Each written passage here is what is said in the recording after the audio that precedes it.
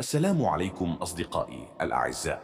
برزت موهبة اللاعب اليمني ناصر محمدو وبشكل كبير في دوري نجوم العراق، حيث يقدم هذا اللاعب مستويات كبيرة مع نادي زاخو العراقي، وأصبح لاعب منقذ للفريق في الكثير من المباريات.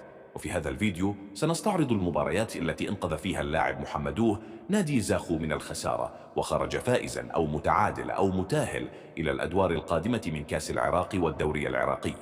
وسنبدأ بمباراة زاخو ونادي نفط البصرة في دوري نجوم العراق، حيث كان نادي زاخو متاخر بهدف ويحتاج أمًا للتعادل أو الفوز، حيث أنقذ ناصر محمدوه فريقه، وذلك بأن قام محمدوه قبل هدف التعادل بتمريرة سحرية إلى زميلة الذي يتواجد في منطقة الجزاء ليتم عرقلته، ويحتسب ركلة جزاء ليتقدم لها محمدوه ويسجل الهدف الأول.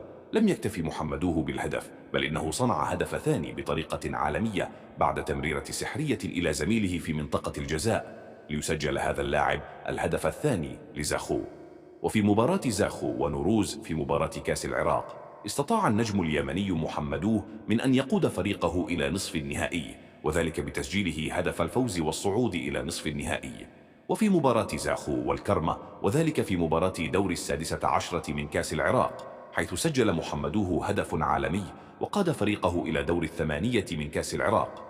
وفي مباراة زاخو وأربيل، استطاع النجم الكبير ناصر محمدوه من تسجيل هدفين ليخرج نادي زاخو فائز في المباراة. وفي مباراة زاخو ونادي ديالي العراقي، حيث قدم النجم اليمني محمدوه مباراة قوية وسجل هدف وصنع هدف آخر.